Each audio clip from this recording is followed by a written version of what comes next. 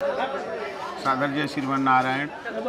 देखिए, हमारा जहाँ जन्मभूमि है, जहाँ मैं पैदा हुआ हूँ, उस गांव के एक मैं इतिहास बताने के लिए जा रहा हूँ। जहाँ पर हमारा पूर्वज रामगढ़ के बगल में जो है गारा, हमारा पूर्वज वहाँ से चले और यहाँ आकर के 4 गांव में बस गए। जहाँ वो 4 गांव में कैसे बसे मैं इसका इतिहास बता रहा हूँ आप लोगों को कि एक हमारे पूर्वज जो थे, दादा परदादा, मतलब 17वीं शताब्दी का मैं बात बोल रहा हूँ, जो लक्ष्मीदास चौबे ब्रह्म जिनका स्थान पर हम लोग बैठे हैं, वो आए गारा से, रामगढ़ के बगल में गारा से आए और यहाँ पर आकर के उनके 4 पुत्र थे। चारों पुत्र जो 4 पुत्र थे और 4 पुत्र में जब उनका लक्ष्मीदास ब्रह्म जी का जब चौथापन आ गया तो उन्होंने अपने पुत्रों से कहा कि मैं अब समाधि लेना चाहता हूँ।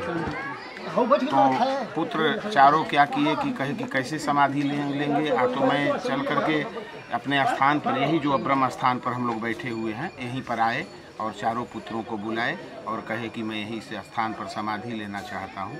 और यहाँ समाधि के लिए उनका विधिवत जहाँ ये नीम का पेड़ लगा हुआ है, आप देख रहे हैं, जो नीम का पेड़, इसी नीम के पेड़ के नीचे वो बैठे, उनका समाधि स्थल खोदा गया और पेड़ के अंदर में जो पेड़ नीम का जमा हुआ है, जो दिखाई दे रहा है, यही पेड़ के नीचे उनका समाधि स्थल खोदा गया और समाधि स्थल के नीचे वो बैठे और बैठ करके जिंदा समाधि लिए। और जिंदा समाधि लेने के बाद में चारों भाइयों को कहे कि आप लोग 4 गांव में चले जाइए।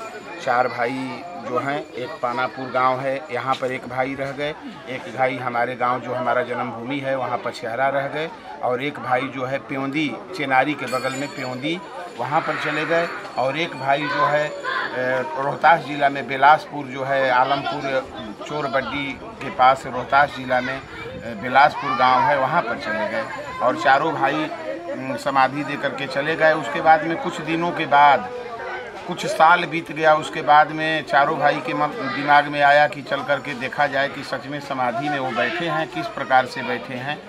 तो चारों भाई आए इस स्थान पर और बरसों के बाद, कई बरसों के बाद जो है वो जो पत्थर का चाक दिया गया था समाधि स्थल के ऊपर, तो उस पत्थर के चाक को जब हटाए, जब समाधि स्थल को खोदा गया और देखने के लिए कि अभी बाबा उसमें हैं कि नहीं, तो बहुत अगल बगल जवार के लोग जुट गए, गांव के लोग जुट गए।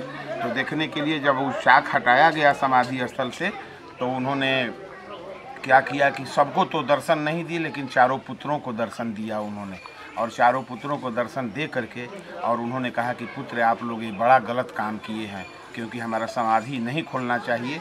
4 पुत्र को ही दर्शन दिए और किसी को दर्शन नहीं दिए। और उस समय उन्होंने एक शब्द रखा कि ये तो गलती किए आप लोग, लेकिन ये आप बताइए कि आप लोग भोजन में क्या प्रसाद ग्रहण करेंगे। दो विकल्प है, या तो मांस भात खाएंगे या दूध भात खाएंगे, दूध चावल खाएंगे।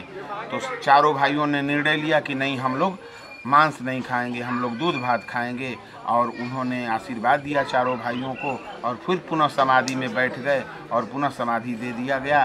तो चारों भाई 4 गांव में जाकर बसे, पानापुर, पछहरा और पेवंदी और बिलासपुर। और चारों गांव में 4 भाई बटे। इसी चारों भाई से जो चौबे परिवार है, 11 चौबे हैं, ये चारों परिवार उन्हीं के खानदान हैं और खून खानदान हैं। उनको ले करके आज तरह तरह की बातें हो रही हैं कि ब्राह्मण अपने कर्म को छोड़ रहे हैं, लेकिन ये 4 गांव के ब्राह्मण आज भी मांस और मुर्गा और दारू के नज़दीक भी नहीं जाते हैं और न उसको छूते हैं।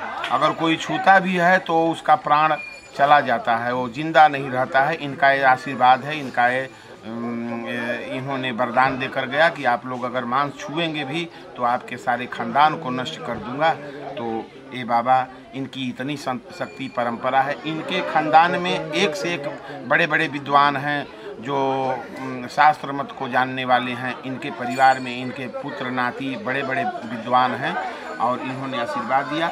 आज उसी के उपलक्ष्य में हम लोग यहाँ पर बैठे हुए हैं और 24 घंटा का श्रीमद् मानस पाठ रखा गया था, जिसका ब्राह्मण भोजन है और सारे परिवार के लोग जुटे हुए हैं। यहाँ भोजन चल रहा है और इसके बाद में पूर्णाहुति किया जाएगा। सादर जय श्रीमन नारायण।